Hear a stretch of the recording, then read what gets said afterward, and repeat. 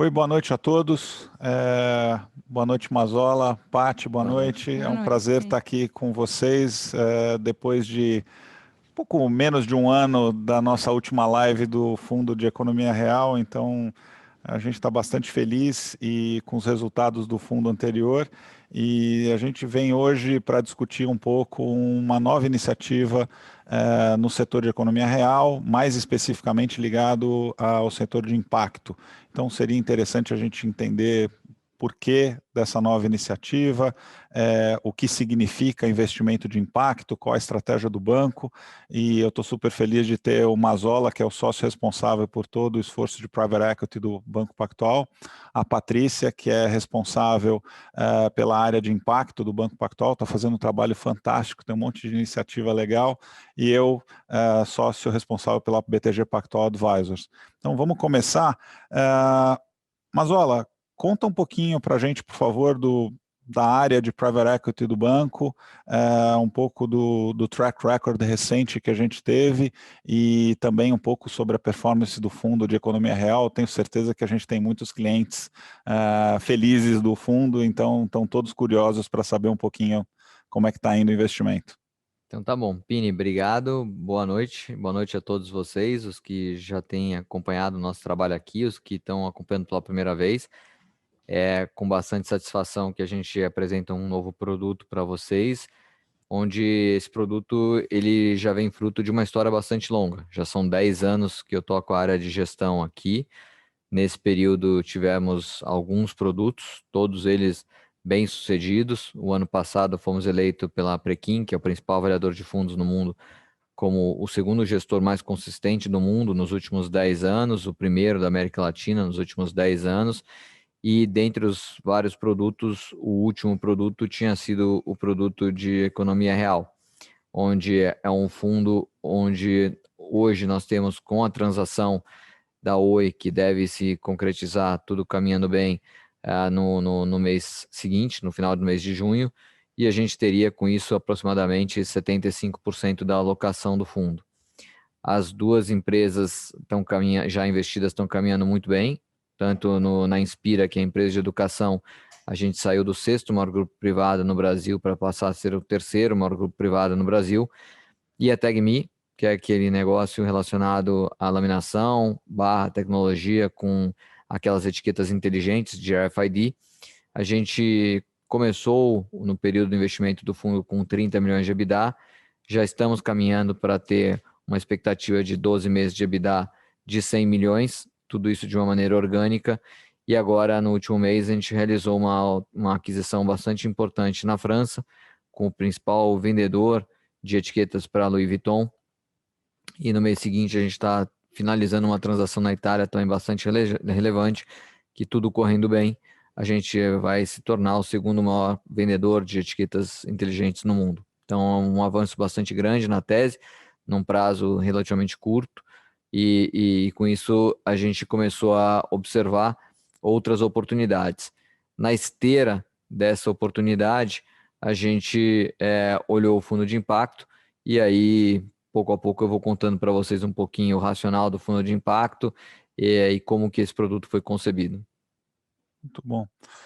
Pati, ESG e impacto. Essas siglas têm aparecido muito no jornal. Conta, por favor, como é que é a estratégia do banco, o que a gente tem feito e qual o vínculo dessa parte com o fundo que o Mazola vai administrar. Legal, Pini. Boa noite a todo mundo.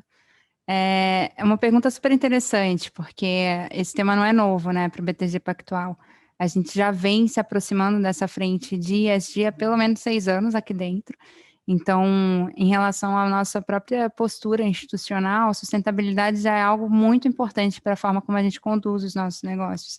E durante todo esse tempo, a gente tem alinhado todas essas decisões, os nossos pilares aqui de condução do próprio business a essa frente ESG. Então, a gente olha para fatores ambientais, sociais e de governança com bastante atenção, mas mais do que alinhar as nossas políticas internas, conduzir todo esse trabalho dentro das portas do próprio banco, há alguns anos a gente começou a entender como é que o mercado financeiro estava se movendo globalmente aqui no Brasil em relação às oportunidades de desenvolvimento de produtos financeiros.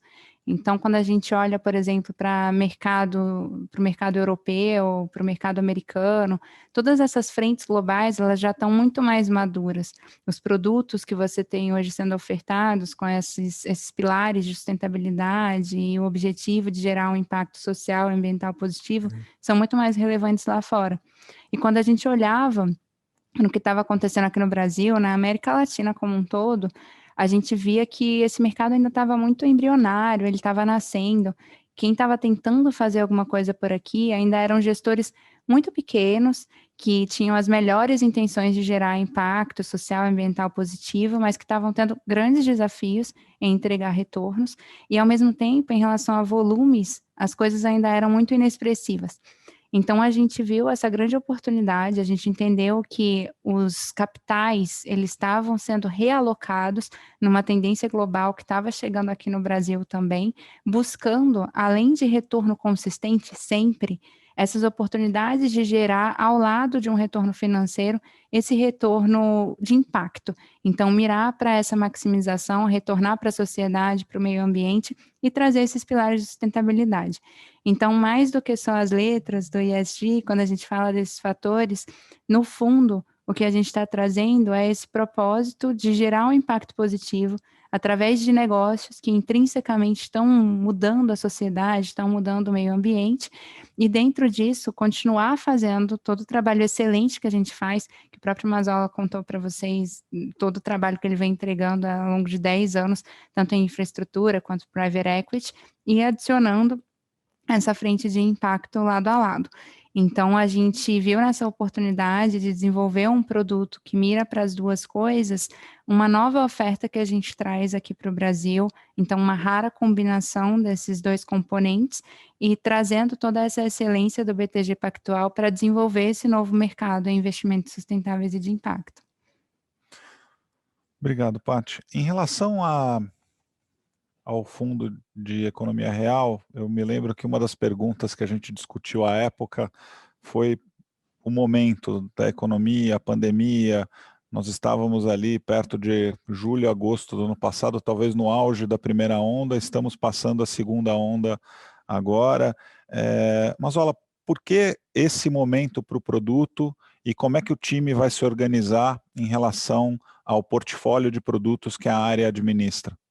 Legal. Pini, quando a gente falou da economia real, eu via muitas empresas que estavam ali buscando oportunidades para alocar e o ticket médio dessas empresas estava na casa de mais ou menos 300 milhões de reais. Então esse era o perfil da empresa que a gente buscava, uma alocação mínima de 300 milhões de reais de participação acionária por empresa e um foco muito grande em companhias onde a gente pudesse ter o controle dessas companhias, né? Então, a gente poderia fazer a gestão sozinho e lá na frente realizar o desinvestimento do ativo.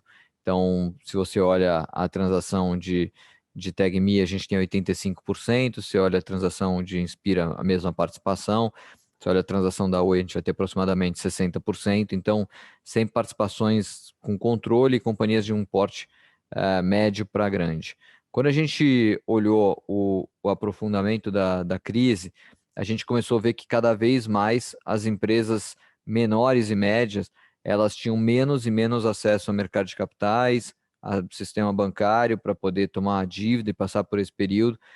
E, ao mesmo tempo, a gente começou a observar que vários investidores começaram a ter uma percepção que a questão de impacto acabava sendo uma questão que não só era uma palavra charmosa, mas de fato tinha um impacto relevante na sociedade onde ele atuava. Então a gente começou a ver uma demanda das pessoas para ver como que as empresas dali para frente iam atuar dessa maneira. Então a gente achou que tinha uma oportunidade interessante de juntar dois fatores. Primeiro, companhias de pequeno e médio porte, mais para médio, né, seguindo as definições do BNDES de companhias com faturamento inferiores a 300 milhões de reais, onde essas companhias elas tinham uma necessidade de dinheiro não para poder diminuir dívida ou para poder sobreviver, mas para poder continuar fomentando o seu crescimento. Então, os dois exemplos que a gente vai falar um pouquinho depois são companhias que não são startups, não são pequenas, não começaram ontem, é tudo o oposto disso. São companhias que já estão gerando EBITDA, são companhias que já estão crescendo, não queimam caixa, já atuam no mercado, uma por 10 anos, a outra por 15 anos, então tem uma boa capacidade de perspectiva de entender o fluxo de caixa e entender que são companhias que têm uma perspectiva de geração de receita futura bastante estável e que, assim como na economia real, elas têm um enquadramento acíclico, ou seja, elas não têm uma visão de que elas só vão caminhar caso a economia ande. Elas vão andar independente do cenário macroeconômico. Então, quando a gente cita, por exemplo, o exemplo de uma companhia de educação, a gente vê que ela tem um impacto bastante relevante e as pessoas buscam por acesso à educação a despeito do cenário macro. Quando a gente olha a outra tese, que ela está ligada ao setor agro, a gente vê que a despeito do setor passar por altos e baixos da economia, o setor agro ele é uma parte importante da nossa economia, e especificamente nessa tese que a gente olha com um ângulo de fomentar ferramentas para que esses empreendedores possam melhor mensurar as suas safras, o seu fluxo de caixa, os seus insumos. Esse é um subsetor dentro do agro que evita as volatilidades de preço. Então, quando a gente olhou isso, a gente olhou que a oportunidade de olhar por companhias de pequeno e médio porte já performando, que necessitavam de capital para poder continuar seu processo de aquisição ou de crescimento orgânico e que permitissem a gente entrar não mais com controle, mas com participações minoritárias para poder fomentar nessas empresas o que eles já faziam bem feito, que era a seu DNA causar impacto, a gente acreditava que era uma tese nova, totalmente descorrelacionada, totalmente diferente, sem nenhuma coincidência de tese com a economia real, porque enquanto a economia real olha para participações de controle, aqui a gente olha para participações minoritárias, enquanto a economia real olha por tickets médios acima de 300 milhões de reais, aqui a gente olha por tickets médios na casa de 120 milhões de reais, e além disso a gente tem uma limitação setorial também. Então a gente entendia que era possível ter um produto onde a gente não precisava abrir mão de retorno, a gente continuava tendo o mesmo nível de retorno que o fundo de economia real e poderia ter também impacto. Como é que a gente organiza o time? O time ele é organizado de uma maneira setorial, ou seja, eu não preciso ter indivíduos alocados por produto, mas a gente tem indivíduos alocados por setor.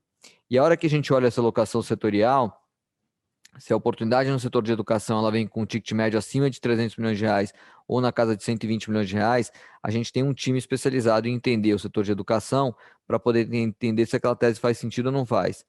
E se ela fizer sentido, como os mandatos são muito separados, muito distantes um do outro, é muito fácil saber se essa é uma tese que se aloca para o fundo de economia real ou se aloca para o fundo de impacto. Não existe uma coincidência de mandato e não existe uma empresa que vai estar alocada em dois fundos. Então, com isso, a equipe se organiza muito bem, com bastante especialização setorial, e os mandatos é que determinam quem vai receber o aporte de capital. Paty, e como a gente define e mede impacto? Quais são os critérios que o banco presta atenção quando a gente considera uma empresa para o portfólio? Perfeito, Pini. A gente tem buscado, nesse sentido, os padrões internacionais para definir, mensurar, de fato maximizar o impacto no portfólio e também reportar com transparência. Então, quando a gente fala de tudo isso, a gente tem nesses mercados mais maduros que eu comentei, já pelo menos 10 anos de track record, de trajetória, de gestores que são bastante experientes e frentes que já foram sendo traçadas internacionalmente como padrão, a forma como a gente faz tudo isso. Então, a gente importa todas essas melhores práticas para a nossa estratégia e para a forma como a gente faz a gestão do próprio fundo. Então, quando a gente criou a nossa área de investimentos sustentáveis e de impacto no próprio BTG Pactual, toda essa expertise é algo que a gente traz como inovação e como parte da forma como a gente gera esse produto. Então, esses componentes estratégicos, eles compõem a forma como a gente vai direcionar uma companhia ao longo do período em que a gente estiver sentando como acionista ao lado desses executivos para maximizar, além do retorno, esse impacto. Então, por exemplo, o BTG Pactual foi a primeira instituição financeira no Brasil a se tornar membro da Global Impact Investing Network, que é uma rede global de investidores focados nesse tema de impacto. a gente também se tornou signatário aos princípios operacionais para a gestão de impacto, que são regras, formas, processos, como você faz isso com bastante qualidade e seriedade. Então, é uma preocupação enorme, nossa, ser tão sério em impacto quanto a gente é em retorno. Então, a gente vai entregar excelência nessas duas frentes. Esses princípios internacionais, eles são os pilares. Então, quando a gente analisa os fundamentos de uma tese de impacto, ou quando a gente desenha as métricas que a gente vai usar para conseguir mensurar tudo isso, eles são a nossa base. Mas a gente desenvolveu a nossa metodologia proprietária com o nosso time aqui dentro de casa, que transporta para a forma como a gente faz essa gestão os nossos próprios valores do fundo. Então, em cima dessa metodologia proprietária, a gente desenvolve não só o filtro, mas toda a estratégia que a gente vai acompanhar ali na companhia para que ela de fato aconteça e vire realidade. Então, a gente, em cima disso, também traz uma verificadora externa.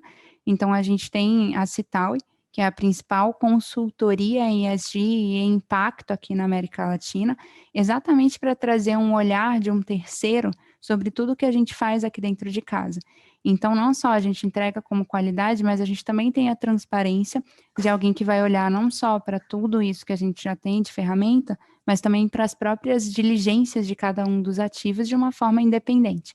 Então, a gente, em cima disso, constrói os nossos objetivos sociais, ambientais, atrelados aos objetivos do desenvolvimento sustentável, nos quais a gente se apoia como tese, como estratégia para maximizar o impacto dentro do fundo. Então, a gente acredita que, por exemplo, aqui no Brasil, a gente tem desafios enormes em todos os âmbitos, né? Tanto ambiental quanto social, dentro dos quais o capital privado pode ser, nesse momento de fragilidade do setor público, fragilidade fiscal, ainda mais importante para a gente enfrentar esses desafios. Então, a gente quer identificar exatamente as soluções que essas empresas estão trazendo, que endereçam dentro do próprio negócio, além desses desafios, também uma maneira da gente ganhar um retorno consistente fazendo bem.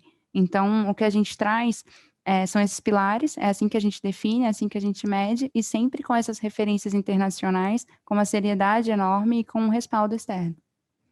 Muito bom. Mas olha, em relação à estratégia em si, qual vai ser a regra de diversificação e governança para o portfólio? Quantos ativos você imagina ter dentro da carteira do fundo? A gente imagina que não vai ter mais do que 6 ativos, possivelmente entre 5 e 6 ativos. Como eu sempre digo, nos nossos fundos a gente gosta de ter uma maior concentração de portfólio. Eu sempre brinco que a gente não é gestor de beta, a gente é gestor de alfa, né? É sempre mais fácil você colocar 10, 15 empresas e torcer para alguma ir bem. A gente prefere concentrar porque a nossa intenção é sempre acompanhar bem próximo de cada uma dessas companhias a performance individual delas e inclusive poder indicar executivos nossos para dentro dessas companhias. Assim, nas duas companhias que a gente está olhando hoje, vai ser o caso, a gente vai apontar executivos para dentro dessas companhias e por conta disso não dá para ter um portfólio muito grande. Então, no máximo, a gente pode alocar 25% do fundo em um único investimento, de maneira a gente também pulverizar um pouco a alocação desse fundo ao longo de 3 anos, onde a gente coloca na média 1/3 do capital no primeiro ano, 1/3 no segundo ano e 1/3 no terceiro ano. A intenção com isso é diversificar o momento de alocação do país, diversificar o tipo de empresa que a gente está alocando, e a gente também não coloca mais de uma empresa por um único setor, então a gente também diversifica setorialmente falando.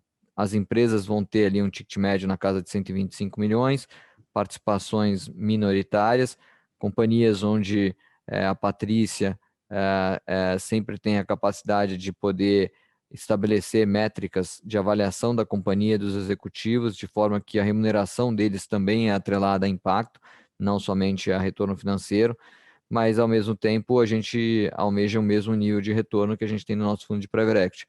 O fundo ele é pequeno, ele não é um fundo grande, então uma pergunta que eu escuto muito é se a gente não precisa abrir mão de retorno para poder achar essas oportunidades. E, em absoluto, é necessário fazer isso. A gente tem sim um excesso de companhias no nosso pipeline. Se a gente quisesse hoje fazer um fundo maior, seria completamente possível fazer um fundo maior.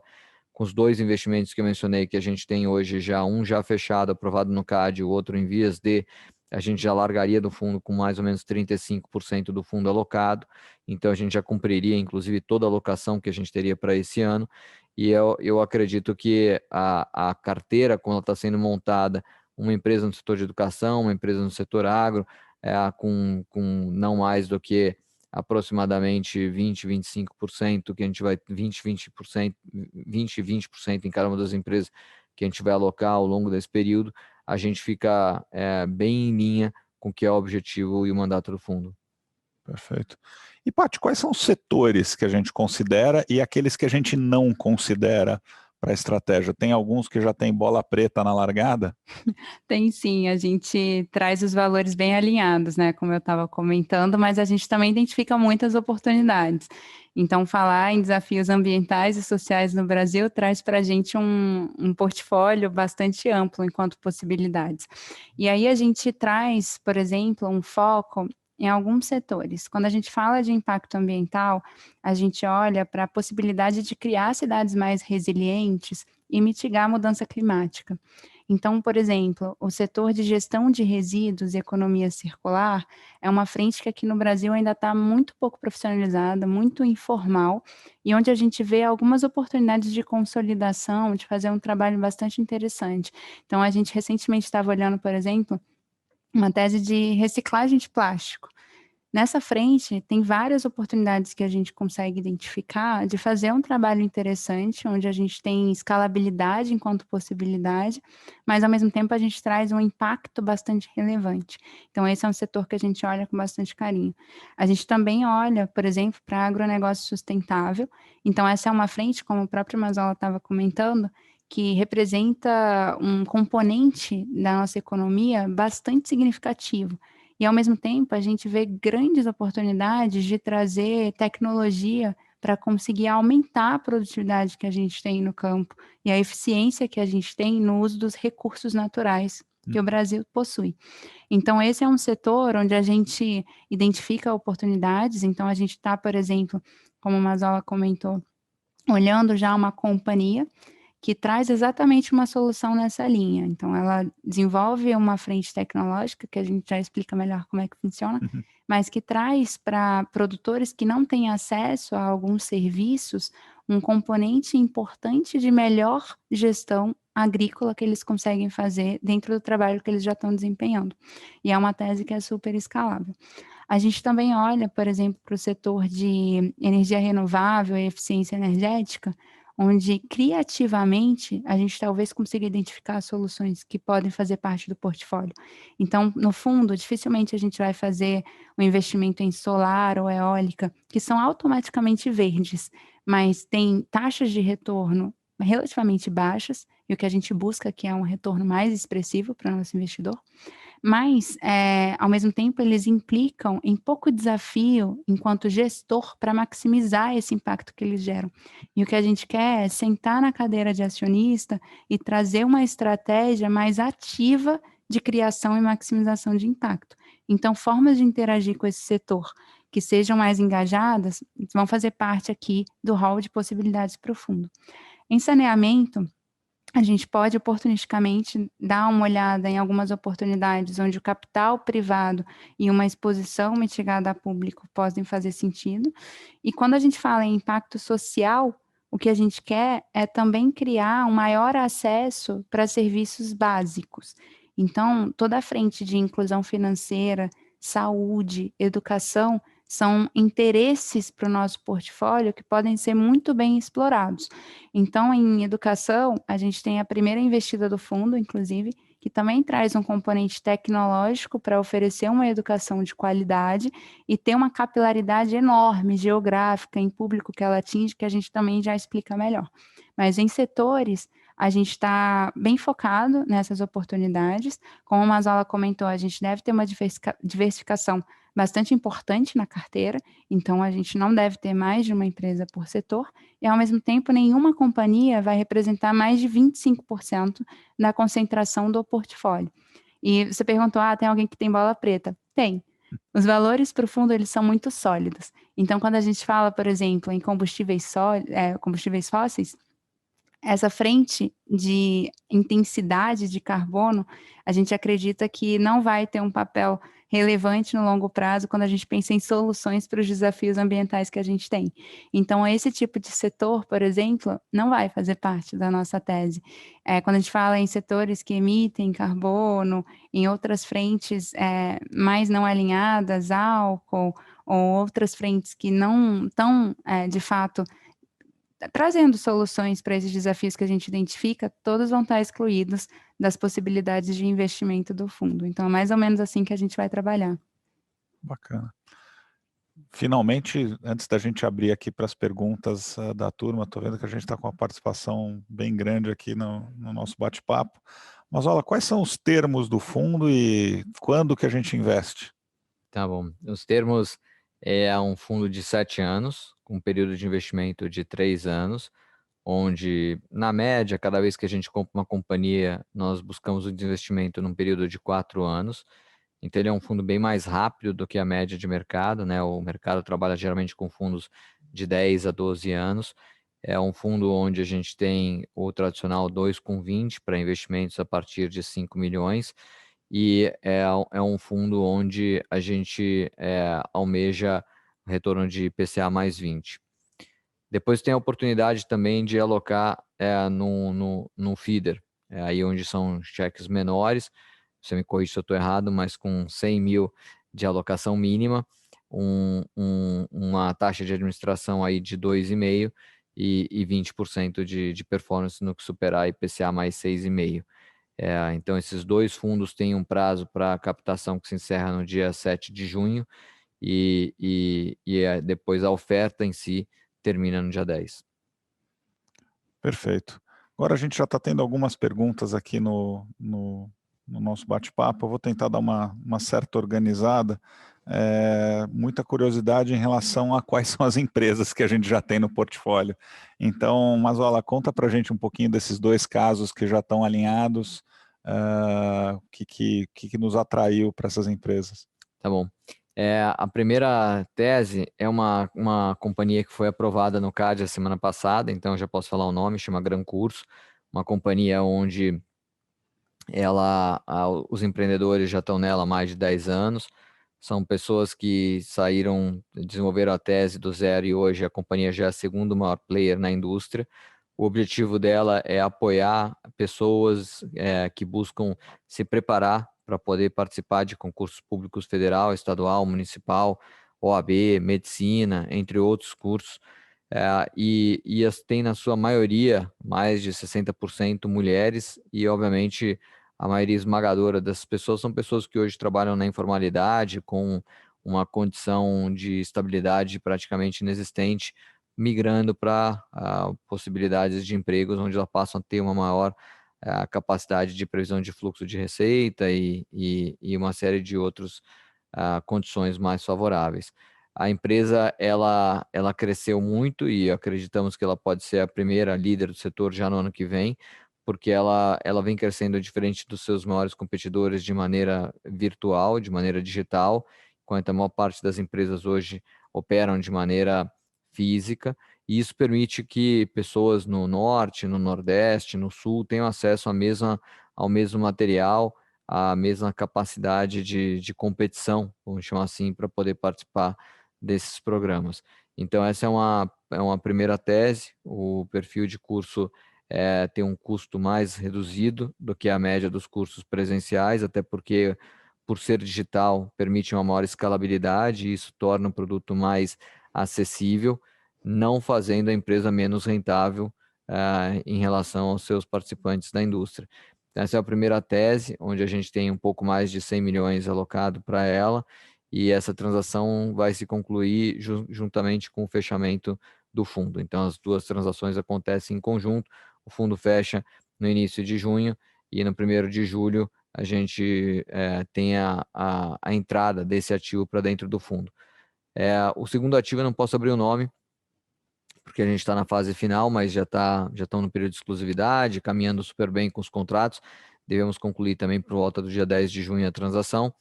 e é uma companhia no setor agro, porém essa empresa ela é uma líder independente para prover serviços de RP e CRM para pequenos e médios empreendedores do setor agro na região centro-oeste e sul do país. Então, com isso, a gente está fornecendo uma capacidade de tecnologia para pequenos e médios empreendedores no setor agro, que hoje tem, na sua maioria esmagadora, ferramentas bastante rudimentares, principalmente quando você compara com produtores maiores, produtores com maior escala, e com isso aumenta a sua previsibilidade de safra, sua previsibilidade de fluxo de caixa, estoque, capacidade de gestão de empresa, de time, e a um custo bem mais reduzido do que ele teria se ele fosse buscar os grandes provedores desse tipo de tecnologia, sem contar que é um serviço muito mais adaptável e justificável para uma empresa de menor porte, então as ferramentas de acesso e de entendimento são muito mais simples do que o que os grandes produtores têm acesso hoje. Então, com isso, você democratiza o acesso a ferramentas complexas e caras para um público de menor poder de capacidade financeira, e a gente entende que isso é uma forma de melhorar muito a capacidade desses pequenos e médios produtores serem competitivos e poderem crescer os seus negócios. Então, essa transação a gente deve apresentar já no início do mês de junho, e como vocês viram, as duas companhias, apesar de elas terem um link com tecnologia, elas não são companhias com tecnologias disruptivas, novas, que requerem um investimento maciço para poder se provarem. Pelo contrário, são tecnologias já muito conhecidas, bem desenvolvidas. A primeira empresa já está há 10 anos no setor, a segunda 15 anos no setor, mas permite com que essas empresas cresçam com uma escalabilidade maior e mais rápida do que os seus participantes no mercado. Bacana. Paty, em relação ao que a gente já tem visto, o nosso roadshow aqui, qual o perfil dos investidores do fundo? Tem algum perfil mais comum? O que você tem visto? É bastante diversificado, Pini. Acho que até quando a gente fala da oferta desse tipo de produto, o fundo de investimento de impacto ele é bastante inovador e tem sido bastante atrativo para diversos investidores. Então, a gente tem, por exemplo, na nossa base já para o fundo, vários investidores institucionais vários já são clientes há vários anos e inclusive das estratégias anteriores que o Mazola já tocou em infraestrutura e private equity, eles já conhecem o nosso trabalho, confiam na nossa capacidade de entregar retorno, e vários veem essa frente de sustentabilidade, de impacto, como uma oportunidade enorme. Então, vários desses investidores institucionais que já nos acompanham há bastante tempo vão fazer parte também da nossa nova base de investidores para essa estratégia, e outros institucionais que também veem essa porta de entrada como uma oportunidade bastante interessante de alocação.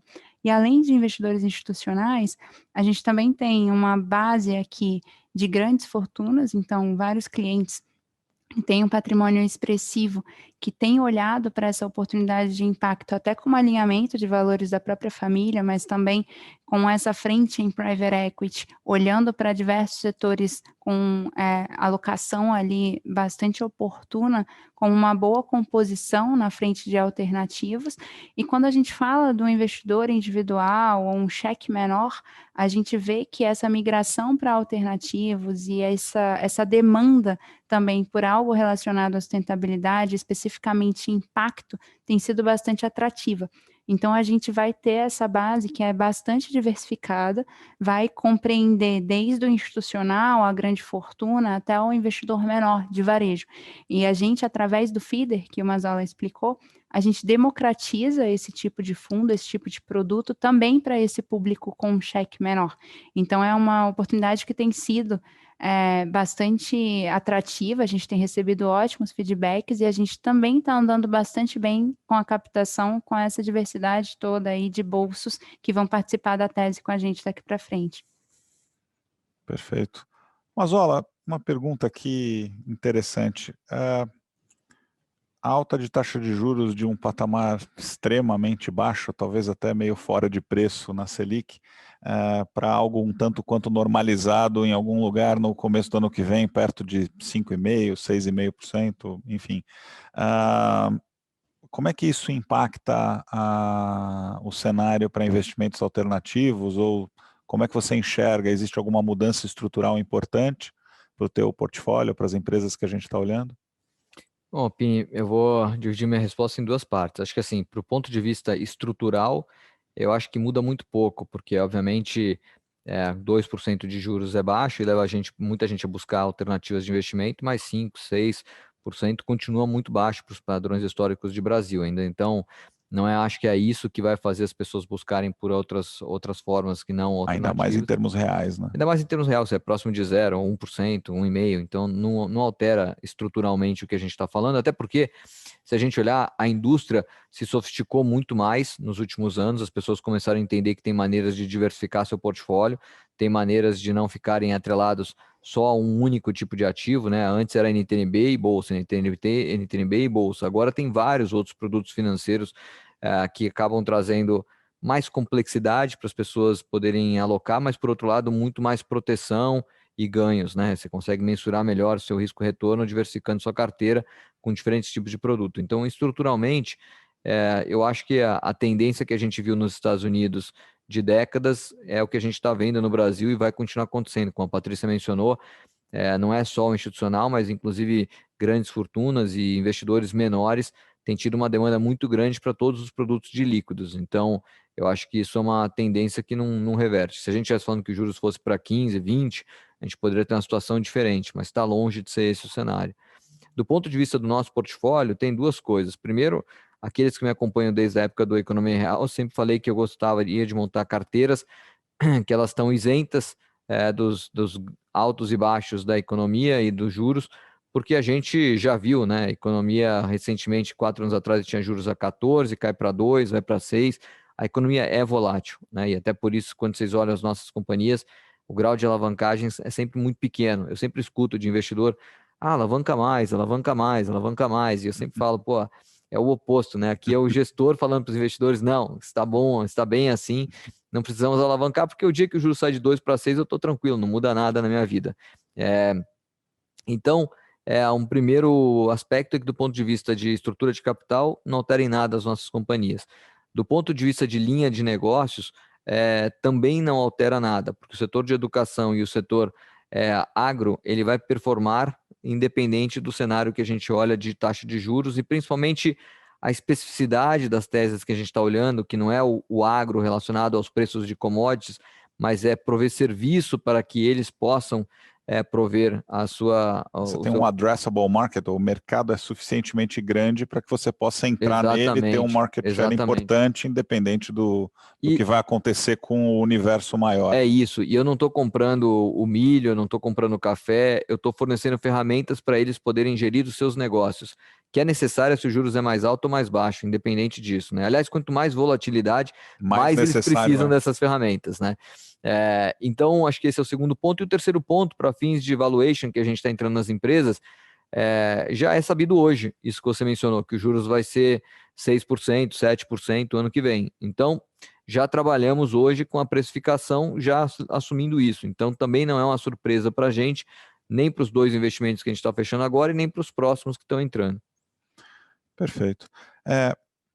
Pátio, me diz então sobre o setor específico de impacto, alguma questão de curto prazo ou esse cenário da pandemia, tem alguma questão um pouco mais relevante que a gente esteja vendo no curto prazo? Como a gente tem enxergado isso?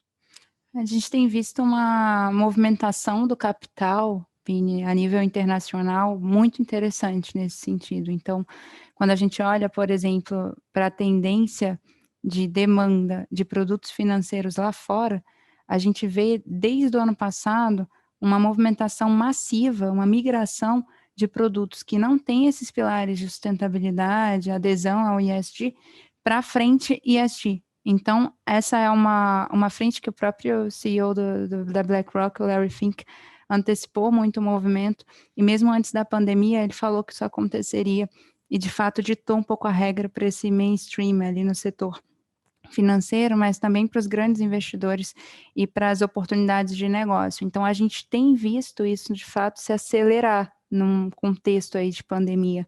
Essa é uma frente que até por uma ótica, se tornou um pouco de modismo, oportunismo, até para instituições financeiras que têm desenvolvido os produtos nessa linha, até com um brand, né, com uma marca associada a esse tipo de objetivo, mas sem ter uma seriedade de fato muito concreta. Então, a gente, dentro aqui do banco, identificou esse movimento de mercado. A gente acha que não só essas empresas que estão endereçando esses fatores de sustentabilidade, estão de fato criando um impacto intrínseco ao negócio, seja ele social ou ambiental, são oportunidades de curto prazo, mas sim que no longo prazo vão ser as empresas que vão estar melhor posicionadas, inclusive enquanto criação de valor dentro da própria estratégia de negócio. Então, a gente acha que além da gente estar sentando ali como acionista, está desenhando uma estratégia vencedora no ponto de vista financeiro, toda essa frente da maximização do impacto, trazer esse diferencial para a forma como esse empresário gere o negócio dele e como ele desenha os produtos que ele oferece para o mercado, essas são frentes que vão ser valorizadas enquanto criação de valor da própria empresa, no curto, médio e longo prazo. Então, a gente vê essa tendência e aqui no banco a gente tem olhado aqui na área, né, a gente tem zelado pelos produtos que a gente lança com esses pilares de uma forma muito séria. Então, a gente tem uma barra elevada, a gente traz oportunidades que de fato estão alinhadas, seja ela no quesito financeiro, então a gente vai sempre mirar a taxa maior ou igual ao que a gente tem nas estratégias de economia real, que o time aí conhece muito bem, nas estratégias tradicionais. A gente é um gestor que é muito sério nisso, é um diferencial nosso. A gente retorna o capital geralmente mais rápido do que a gente vê outros produtos no mercado entregando de volta, e a gente também é muito sério na questão do impacto. A gente tem esses padrões internacionais e a gente acredita que isso é uma frente de geração de oportunidades também muito relevante enquanto contexto macro daqui para frente. Então, acho que o fundo vai estar muito bem posicionado, selecionando ali companhias escaláveis e que vão trazer essas oportunidades estratégicas de posicionamento de carteira que vão ser bastante interessantes daqui para frente. Bacana. Mas, olha, uma última pergunta aqui.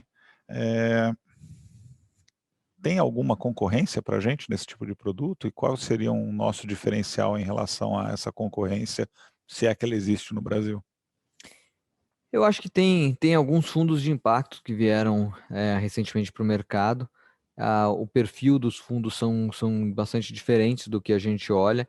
Como a Patrícia mencionou, a gente olha geralmente investimentos onde a gente possa realizar a entrada e saída num prazo mais curto do que a média de mercado. Isso para a gente é importante porque a gente não quer ficar segurando ativo só para poder ganhar a taxa de administração. Então a gente já nasce com um fundo mais curto do que qualquer outro do mercado. Já tem um compromisso, como a gente fez nos últimos fundos, de retornar capital mais rápido. A gente alinha muito forte o conceito de retorno e impacto caminharem lado a lado, ou seja, a gente não vai abrir mão de retorno para poder favorecer impacto e vice-versa. Recentemente, até no comitê dessa segunda-feira, a Patrícia vetou uma transação que a gente estava olhando que era interessante do ponto de vista de retorno, mas do ponto de vista de impacto não era. Mas, por outro lado, como eu falei mais cedo, o tamanho do fundo ele é tão pequeno, dado o tamanho do mercado, que sobra oportunidades para a gente alocar. Então, eu não vejo um mercado hoje onde a gente tem competição de todo mundo para comprar as mesmas empresas, ou onde a gente entra em processos competitivos extremamente complexos. Pelo contrário, as duas companhias que a gente comprou, praticamente não houve um processo competitivo complexo, um processo bem tranquilos, onde conduzidos a quatro mãos com os empreendedores, fomos escolhidos porque eles entendiam que éramos quem mais poderia agregar para eles no desenvolvimento das suas teses. Então, eu acho que esse é o perfil que a gente sempre buscou, que a gente vai continuar buscando, por isso que a gente não está falando de fundos de mais de 10 bilhões de reais, quando a gente viu alguns players no mercado. Pelo contrário, a gente entende que passo a passo, com fundos menores e com a capacidade de gestão igual que a gente vem performando nos últimos 10 anos, a gente vai entregar impacto e retorno.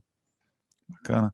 Bom, eu queria encerrar aqui o nosso bate-papo com 2 comentários, pelo menos do meu lado. Primeiro, lembrar que nós temos 2 veículos, um veículo cujo mínimo é de 5 milhões de reais, taxa de administração desse veículo de 2%, com 20% de performance sobre o QCD e PCA mais 6,5%, que é o hurdle rate desse veículo.